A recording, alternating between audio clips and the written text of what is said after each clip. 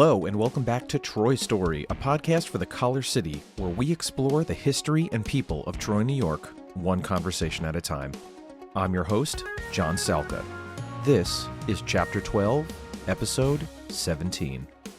There's a chill in the air, a reminder that the holiday season is officially upon us. So, whether you celebrate Christmas or Kwanzaa or Hanukkah, we recognize it's a busy time for everyone. That's why we're keeping it short for this holiday-themed episode. 2024 marks the 201st anniversary of the publishing of Twas the Night Before Christmas, a poem widely recognized as the largest inspiration for our conceptions of Santa Claus and many of the modern holiday traditions that we all know. We reached out to Kathy Sheehan, Executive Director of the Hart Cluett Museum and the City of Troy and Rensselaer County historian, to learn more about the story behind this iconic poem and its 2-century connection to Troy. It's such a good story. Of course, everybody knows the visit from St. Nicholas, Twas the Night Before Christmas, went all through the house. It has been, published since 1823, December the 23rd, but there are roots that are in Troy. Now, what everybody always seems to get confused about is that they think that it was written in Troy, and it wasn't. It was written, and I would say there has been a dispute over who actually did write it, but for today's purposes, and I still think he did, we're going to go with Clement Clark Moore. He is the accepted author at this point. And he lived down in the Chelsea neighborhood in New York City. Here's the story that we heard about for a long time, but then there's some other interesting twists now through these years. As the story that we heard, and was published even in the Weiss's History of the City of Troy in the mid-19th century, was that the Butler family, who Reverend Butler was the pastor of St. Paul's Episcopal Church, they were friends with the Moore family. And as a matter of fact, Clement Clark Moore's father was one of the people who helped to dedicate St. Paul's Episcopal Church, which is located on the corner of State and 3rd Street now. At the time, in 1823, it was actually over where Dunkin' Donuts is on Congress and 3rd.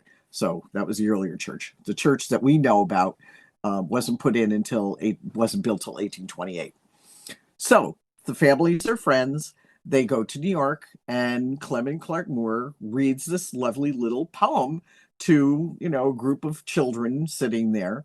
Reverend Butler's daughter, Harriet Butler, is among the audience. So she asks him if she could bring the poem back to Troy to read to the Sunday school class, and he agrees. And next thing you know, the poem is then submitted to the Troy Sentinel newspaper, given to Orville Luther Holly, who was the editor of the paper. And the Troy Sentinel was located right on River Street. Those familiar with downtown Troy, it's right where the intersection of First and River comes together. And the building is still there. There's even a plaque that talks about the night before Christmas. The building Kathy is referencing here is 225 River Street, the current home of Cafe Euphoria. He publishes it in the Troy Sentinel newspaper, and he says, I do not know who we are indebted to for this wonderful little, this little poem about, St. Nicholas. And he publishes it. And of course, it's published anonymously. Clement Clark Moore had not fessed up to it yet. And so every year after that, it was published in, and still is today, published in the Troy newspaper. Now, what's kind of also cool about this is that around 1830, thereabouts, we had a wonderful engraver, an artist engraver that was living in Troy. His name was Myron King. Now, Myron King had made his mark, literally. He was doing things for W&L Gurley, marking surveying instruments. He created the beautiful silk ribbons that were worn by the committee for when the Marquis de Lafayette was on his grand tour and came into Troy. Myron King did the artwork for that. He ends up in 1830 doing a woodcut engraving of the little Santa Claus elf going over the rooftops, and you see the smoke and the reindeer and everything. And it's really the first image, visual image that we have associated with that poem is Myron King. Check out the episode notes to see a photo of Myron King's famous engraving of Santa Claus. Here's Kathy again. Jumping ahead a few years, again, this has been published. Finally, Clement Clark Moore says that, yes, he published it, and now, the New York Historical Society has a desk, and one of the signed manuscripts that he did. And so, again, Christmas Eve, we're still here, still publishing it here in Troy. No one has disputed that it wasn't first published anywhere else. As far as we know, it still was first here in Troy. Now, what was interesting is about 15 years ago, a young man was writing a book that he claims that his name is Don Foster, and he said that it wasn't Clement Clark Moore that wrote the book, that it was a member, Henry Livingston, of the Livingston Patroons, which are just south of Rensselaer County, going down into Columbia County on the Hudson River. And so he was trying to convince me of this because, he'd heard other things I've talked about the night before Christmas. So I said, well, gee, send me your manuscript. And, I'd like to read it. So when all was said and done, honestly, I didn't see any more proof on his side than there was from the Clement Clark Moore side. But what I did find fascinating was in what he was sending me this information. There was a great letter from the Museum of the City of New York, and in their holdings. And in this letter, it was a letter to from Orville Luther Holly, stating that indeed this letter came to his desk, and that it wasn't Harriet Butler, as we were told, and that we thought she's the one who brought it over. It was a Mrs. Daniel II. I'm like, whoa, wait a minute. This is kind of interesting. This is a whole new part of the story. And so we did some digging and found out that Mrs. Daniel II was also a Sunday school teacher at St. Paul's Episcopal Church. And as it turned out, Harriet Butler, who they first kind of put that narrative in the 19th century, made Harriet seem to be like a young girl. Well, and in fact, Harriet was also a Sunday school teacher. But it was Mrs. Sackett who brought the letter over to Orville Luther Holly at the Troy Sentinel. So I thought that was great. I mean, it just kind of makes our story, it fulfills that story even better now that we know a little bit more information about that. Over the years now, of course, we had a mock trial several years ago, around 10 years ago, when this all came out. We had members of the Livingston family there. We had members of the Clement Clark Moore family. We had Jack Casey, who represented the Livingstons, and Eastwood Jones representing the Moore family. We had it over in the Rensselaer County Courthouse, and I was brought in as a witness, as an expert witness, and they had a jury and everything. It was a lot of fun. It was done during the Victorian stroll for Troy, which of course has been going on for 40 plus years now. And so it was great. So the first year, Clement Clark Moore won. They did a retrial the second year, and I think Henry Livingston won the second year, and I think it came to a draw. So over the years, it's just always amazing to me that this story is still so beloved, and it's been published in hundreds of languages, spread around the world. And those different drawings, of course, now that we've seen of St. Nicholas, it has kind of morphed into what Santa Claus looks like. And it's great fun, and it always comes back to Troy as being the first place where it was published. So we still get to have bragging rights for that. Does the Hart Cluett Museum have any materials on display? Do you have anything up holiday related, specifically tied into the poem? Not right now. Last year was the 200th anniversary of the publishing of the poem. So we had a lot of things out last year. We do have some, there's some regular books and things out. We just finished our big green show, which the 50 members of the Van Rensselaer Garden Club decorate our 1827 Federal style townhouse in fresh greens, and it's beautiful.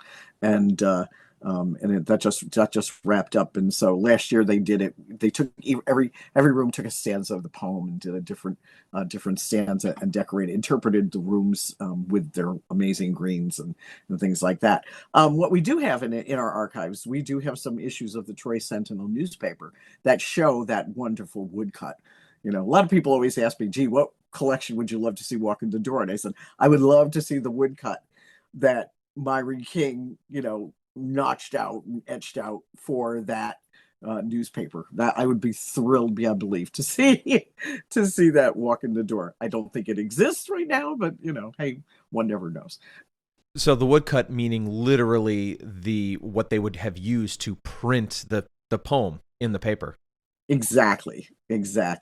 As a professional historian and a student of history, how fascinating is it to see a poem that was first printed, "Twas the Night Before Christmas," obviously, that has such sentimental cachet, I think, for a lot of people, but also its impact on pop culture. I mean, we've just seen the poem. You mentioned the play, but just the music and the songs and the movies. I mean, does that have any specific meaning for you when you kind of look and see how that poem has kind of like rippled through American history and world history? Oh, sure. I mean, think about it. I mean, every single thing think of all the Santa movies that are out now. Think of the Hallmark movies that are out now. Everything always goes back to that poem. I mean, it really truly does. You don't, I mean, they know, they kind of talk about, the bishops from, that's based on, the bishops in Asia Minor and things like that. But really it's that poem that is somewhere, whoever writer, filmmaker, TV producer, it's in their back of their head, because that is the thing that everybody knows it. You can't take 10 steps without people knowing most of the poem, or at least all the name of the reindeer. And the fact that, again, that because it was first published here, and, think of Troy was a growing city. So we had, this newspaper went far, it did go farther than Troy. And then to continue and then have other newspapers then start publishing it. Obviously after later on, we weren't the only game in town that was publishing it, but that it's first here is so cool. I mean, it's really is. That's the ultimate in bragging rights. Are there certain things that you like to do, certain activities, or specifically, are there certain activities that the Hart Cluett Museum does that you think people should know about, that maybe they should come to Troy and come visit and try out and experience? Yeah, well, when we're open Thursday, Friday, and Saturday from noon to 5, so to come in and see our exhibits that we have, and currently we have an exhibit on voting in Rensselaer County. We have an exhibit on the Gilded Age in Rensselaer County. Of course, Troy has been, for the last 3 seasons, one of the major sites of filming for the HBO series, The Gilded Age, and which again has been great for the city of Troy, great for us. Our attendance is up like 30% since that started. And people are rediscovering what a great city we have. And that I love that it's a walkable city. You kind of mentioned one of the things I love to do. I'm fortunate that I live just south of the business district near the Sage campus. And so, I spend a lot of time walking around Troy. Certainly we do our walking tours, and I love nothing better than looking at the architecture that we have here. It's amazing. And I love discovering new things all the time about our buildings. And I love it when people call up and want to use our research library, which really has the largest collection of Rensselaer County history in it. Going through our photographs, and which we have thousands of them, and trying to look at how we've been part of the bigger picture of Rensselaer County and the greater capital region and beyond. I mean, we really have had national and international influences, and still do today. I mean, we've these amazing businesses and young people coming out of graduating from RPI that have started these just incredible companies, and which carries a long tradition of very resourceful people that go back to the 18th century, when we were just Vanderheidens and Ashley's Ferry. I love doing that, and I just love walking around the streets of Troy and then riding around Rensselaer County. For those who are looking for more information on the Hart Cluett Museum, where can they go? Where can they find you? They can find us right at Hart Cluett, HartCluett.org. That is our webpage. That will get you to our hours, our exhibits, our programs. We'll have a full slate coming up. We do shut down we're there, but we're shut down for January, February, so we can do exhibit planning and programming planning and a lot of spring cleaning, that kind of thing. Having three historic buildings on our site, so it's a lot to take care of. And so keep checking our webpage. We have a Facebook page. We have Instagram. hartcluett.org. Anything else you want to add?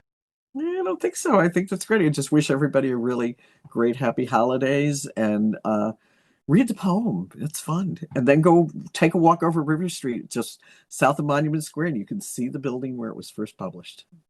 This is an audio recording of Clement Clark Moore's A Visit from St. Nicholas, narrated and recorded by Grant Raymond Barrett. A link to the original audio recording is available in the show notes.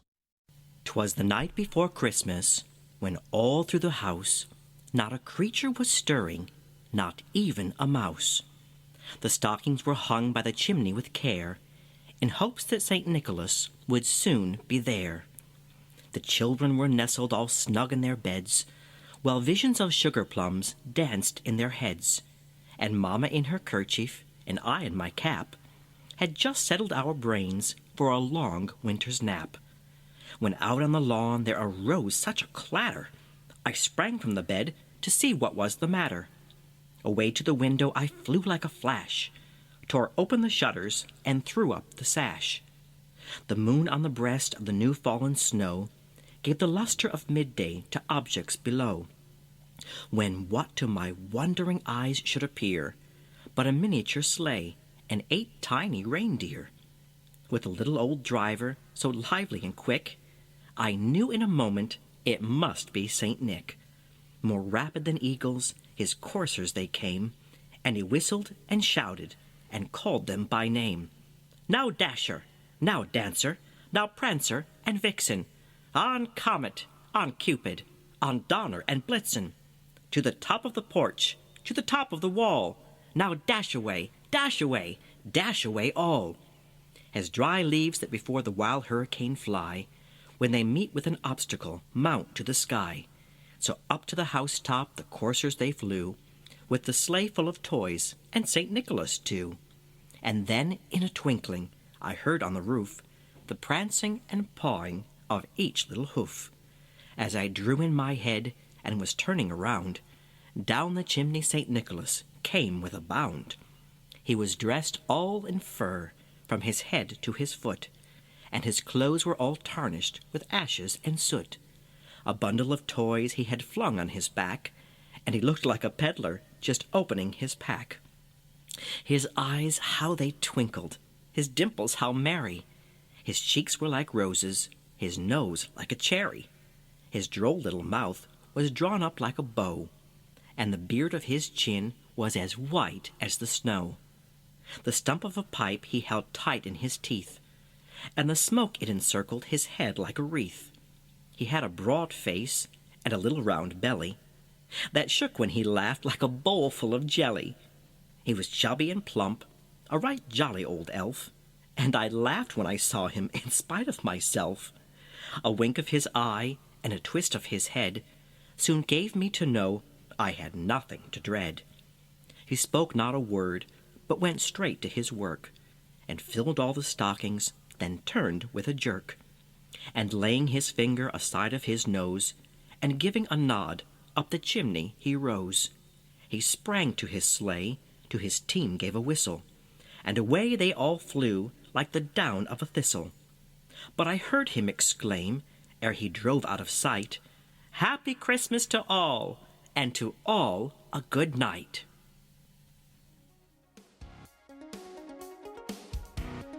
Thank you so much to Kathy Sheehan for being part of this special holiday episode.